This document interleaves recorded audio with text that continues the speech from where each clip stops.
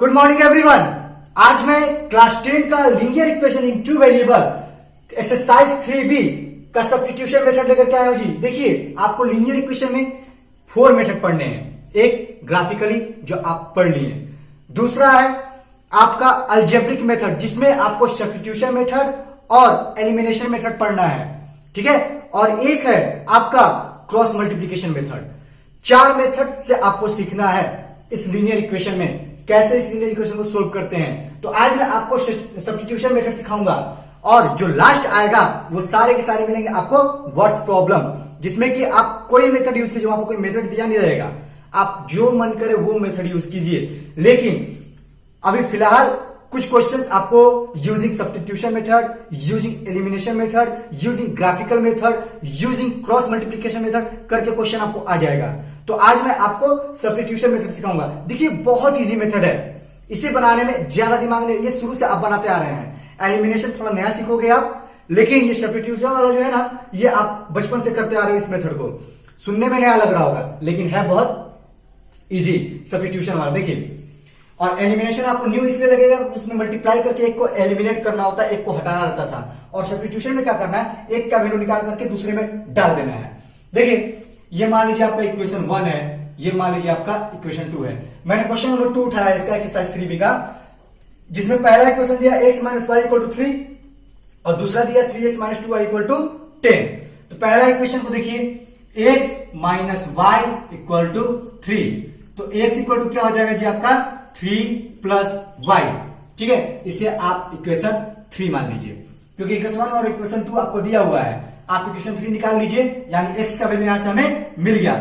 एक बात याद रखिएगा, अगर इस इक्वेशन जो x का वैल्यू निकाले हैं उठा के वापस आप अगर 2 में डालेंगे ना, तो सब बराबर हो जाएगा, कुछ नया नहीं मिलने वाला आपको। लेकिन जब इसमें डालेंगे ना तो नया मिलेगा, क्योंकि इसमें जब डालेंगे तो y देखिए 3 + y यहां पर रखिए, 3 + y - y कट गया, 3 = 3 आ जा रहा है। यानी रखिएगा तो जो वैल्यू है ना इक्वल के बराबर, वही चीज मिल जाना है। इसलिए वैल्यू, जिस इक्वेशन को आप सोल्व करके वैल्यू निकाल रहे हो उससे नहीं काम होने वाला। अब जो निकाल लिए ना, जो जैसे यहां पे x का वैल्यू निकालिए, उसको निकाल करके 2 वाले में डालिए। यहां पे देखिए, पुटिंग वैल्यू ऑफ x इन 2, ठीक है। बहुत इजी मेथड है जी, एक लाइन में बनने वाला है। आपका इक्वेशन 2 क्या है, 3x - 2y = 10। यहां पे क्या बोला मैंने आपको, x का वैल्यू 2 में डाल दीजिए। तो x का वैल्यू क्या निकाले हैं आप, देखिए x = 3 + y, तो 3 × x के जगह पे 3 + y - 2y = 10, ठीक है। यहां देखिए 3 × 3 = 9 प्लस 3y - 2y = 10। देखिए इजीली 9, ये 3y - 2y कितना हुआ, +y = 10। तो y = हो गया आपका 10 - 9, यानी y का वैल्यू क्या है आपका 1। यहां पे देखिए y का वैल्यू क्या आया 1, आपने 3 तक माना था, अब इसे 4 मान लीजिए, ठीक है। आइए 4 को यहां बना देते हैं। Putting value of y, putting value of y किसमें डाले हम, इसमें डालिए चाहे इसमें डालिए, आराम से x का वैल्यू आ जाएगा। क्योंकि यहां से मैंने पहले वाले को निकाल के दूसरे में डाल के y का वैल्यू निकाल के, y का एक वैल्यू जो आया है वो आपका कांस्टेंट टर्म है, एक न्यूमेरिकल वैल्यू आया है। आप डालिए, यहां पर क्या था उस टाइम, ये वेरिएबल में था, ये वेरिएबल के साथ आया था। तो वेरिएबल के साथ डालेंगे तो फिर कट के हमारा कांस्टेंट निकल जाता, वेरिएबल उड़ जाता।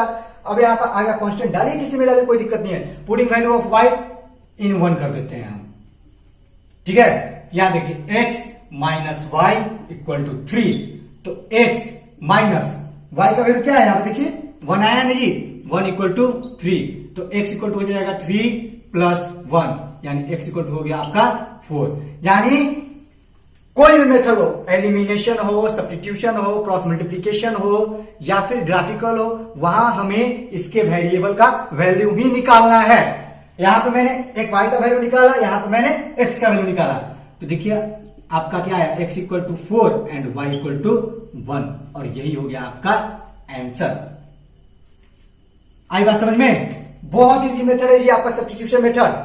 और इससे भी इजी तो आपको एलिमिनेशन मेथड मिलेगा, मैं इसको अगले वीडियो में बताऊंगा। आज जो भी क्वेश्चन बनाऊंगा सारे के सारे सब्स्टिट्यूशन मेथड में ही बनाऊंगा, क्योंकि इससे पहले मैंने आपको ग्राफिकली समझाया, उसके बाद आज सब्स्टिट्यूशन समझा रहा हूं, फिर आपको एलिमिनेशन समझा दूंगा, और उसके बाद लास्ट में क्रॉस मल्टीप्लीकेशन, और उसके बाद तो लीनियर इक्वेशन में आपका वर्ड्स प्रॉब्लम है ही बनाने के लिए, दुनिया भर का वर्ड्स प्रॉब्लम मिलेगा आपको।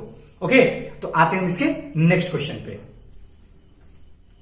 देखिए जी, नेक्स्ट क्वेश्चन मैंने क्वेश्चन नंबर 8 लिया है। क्वेश्चन नंबर 8 इसलिए थोड़ा उल्टा सीधा करके दिया हुआ है, फ्रैक्शनल दे दिया और ये 5/2y प्लस, लेकिन है बहुत इजी। ठीक उसी तरह आपको जैसे क्वेश्चन नंबर 2 को सोल्व किया ना, वैसे इसको भी करना है। इसको आप 1 मान लीजिए, इसको आप 2 मान लीजिए, आपको जो इजी लगे उसमें से किसी एक वेरिएबल का वैल्यू निकाल लीजिए। देखिए मुझे तो यहाँ पर 2 सेकेंड वाला इक्वेशन इजी दिखाई दे रहा है।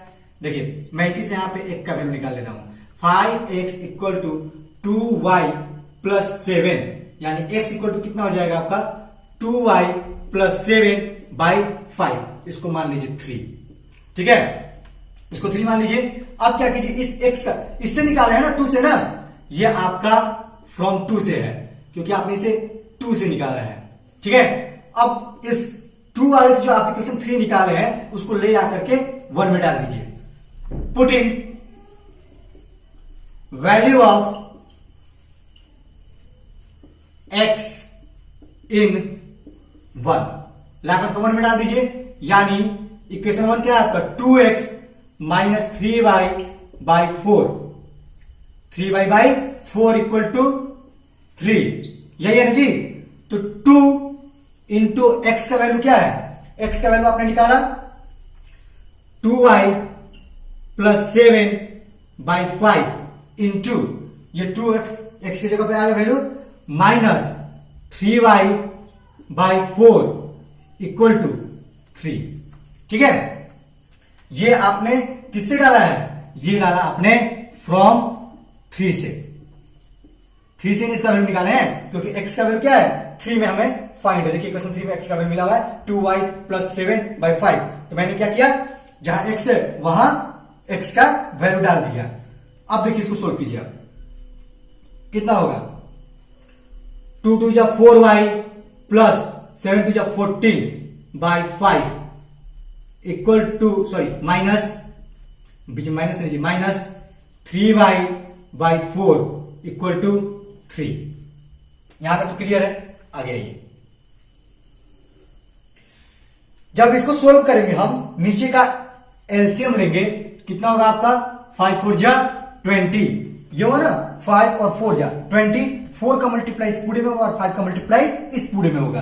तो 4 का मल्टीप्लाई कीजिए इस पूरे में, 4 इंटू ऊपर न्यूमेरेटर में क्या 4y प्लस 14, 4y प्लस 14, और यहां देखिए माइनस, ये क्या 5 into 3y, 5 into 3y equal to 3। यहां देखिए इसको सोल्व कीजिए, 4 4 जा 16y प्लस 14 चौकी कितना होता है 14 4 जा 56 माइनस 15y, 5 3 जा 15, 14 4 जा 56, 4 4 जा 16 बाई 20 इक्वल टू 3।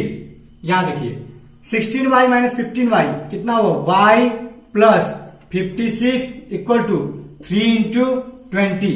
यहां देखिए y इक्वल टू कितना है जी, ये 20 है ना, 3 20 60 हो गया माइनस 56, यानी y का वैल्यू आ गया आपका 4। इसको मान लीजिए इक्वेशन 4, क्योंकि यहां पे आपने इक्वेशन 3 मान लिया था। अब y का वैल्यू ला करके किसी में भी डाल दीजिए, इसी में डाल देते हैं। पुट इन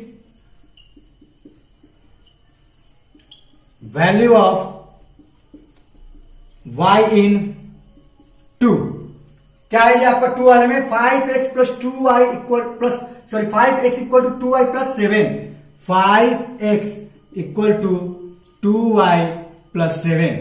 ठीक है, तो 5x equal to 2 into y का वैल्यू क्या है 4 प्लस 7, किससे जी y का वैल्यू, y का वैल्यू आपने डाला क्वेश्चन 4 से, क्योंकि आपके 4 में ही y का वैल्यू दिया हुआ है। इसे सॉल्व कीजिए, 5x इक्वल टू 8 प्लस 7, तो x इक्वल टू कितना हो जाएगा 8 7 15 बटा में ये कितना 5 कट गया 3 आ गया इजली। यानी x का वैल्यू कितना है आपका 3 और y का वैल्यू कितना आया आपका 4।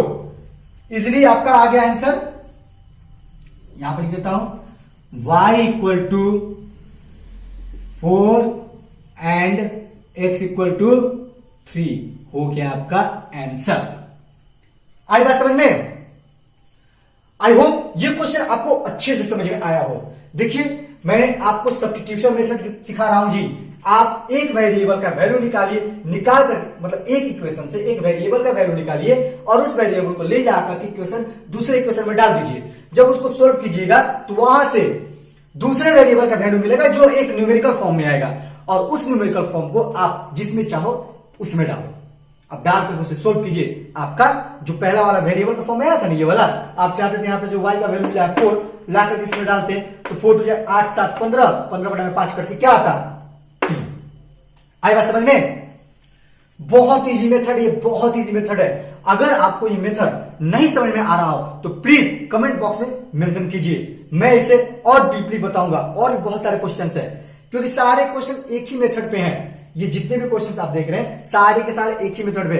आप अगर इस चैप्टर 3 में खास करके एक्सरसाइज 3A और 3B में कोई भी क्वेश्चन फंसता है, कोई भी क्वेश्चन नहीं बन पाता है, चाहे किसी मेथड से रिलेटेड हो, प्लीज रिक्वेस्ट है मेरा आप उस एक्सरसाइज को और उस एक्सरसाइज का क्वेश्चन नंबर मेंशन कीजिए कमेंट बॉक्स में। मैं जरूर बताऊंगा आपको, ये मेरा वादा है आपको।